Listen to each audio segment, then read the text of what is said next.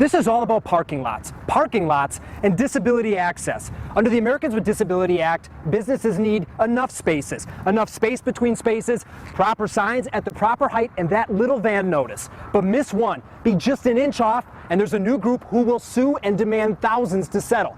They say it's advocacy. Others call it extortion. You watch and you decide.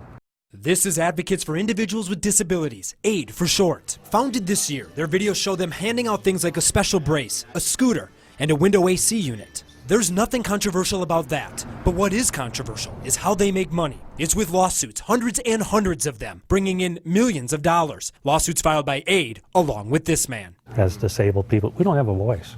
David Ritzenthaler is 74, had hip surgery last year. A self-proclaimed minister. Listen to what God had to say. He considers his lawsuits for AID public service. And I said, I love what you're doing. Ritzenthaler's filed 530 lawsuits this year.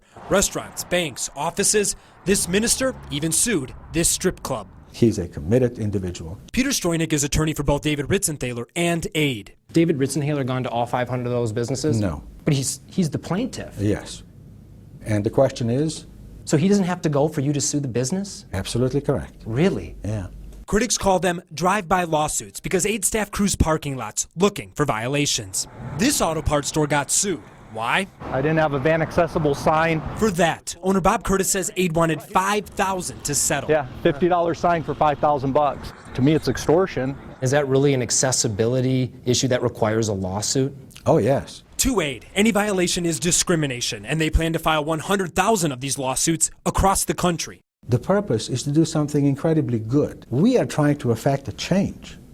We don't want more lawsuits. But Phil Pangrazio says they're hurting, not helping. So does John Moore. Harms all of our efforts. And Larry Wanger. And abusing the laws. These well-known advocates run 3 prominent Arizona disability organizations. High-frequency lawsuit filing is giving the ADA a bad name. They really are distancing themselves from you guys. They don't want anything to do with you. What do you think that says? Well, that says that we are probably going to be the most effective advocacy group of any advocacy group that had ever been established. And that seems ironic. So this is where they do business. Because at the parking lots for 2 buildings where AID operates, we found low signs, 41. Spaces with no signs. 2 spots coming up. Around this entire building, not a single van notice, including the spot. They're missing the sign. Right in front of AID's door. There we also found faded paint and a ramp overrunning and blocking the access lane.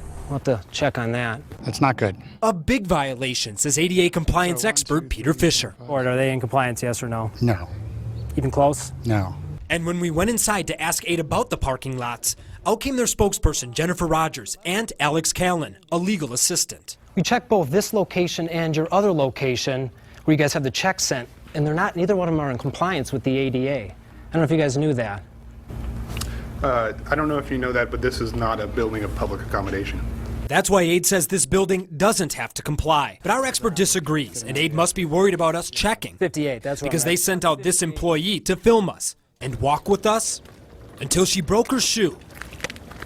Ended up barefoot. She then got in a car and started filming while driving, at points swerving close to us. We don't want you to hit us, so we're going to go in this spot area, so I don't know what you need to do to work around us. We just don't... Okay, thank you. We just worry about people using their phones and driving a little bit, so... And all this really comes down to one thing. You're going to sue other businesses for not having these access issues. You brought people to this building who have disabilities. You don't think that maybe that you should hold yourselves to the same standards as the places you guys are suing?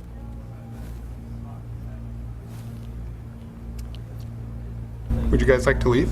And when we left, they left us with this final thought. Your story is garbage news, and you're making an embarrassment of your news station. Thank you. AID claims they've asked their landlord to fix those issues, but hasn't sued them. And if you think what we found in their parking lot raises more questions about their organization, you're right. And we found not all of their answers add up. Our investigation continues tomorrow night at 6.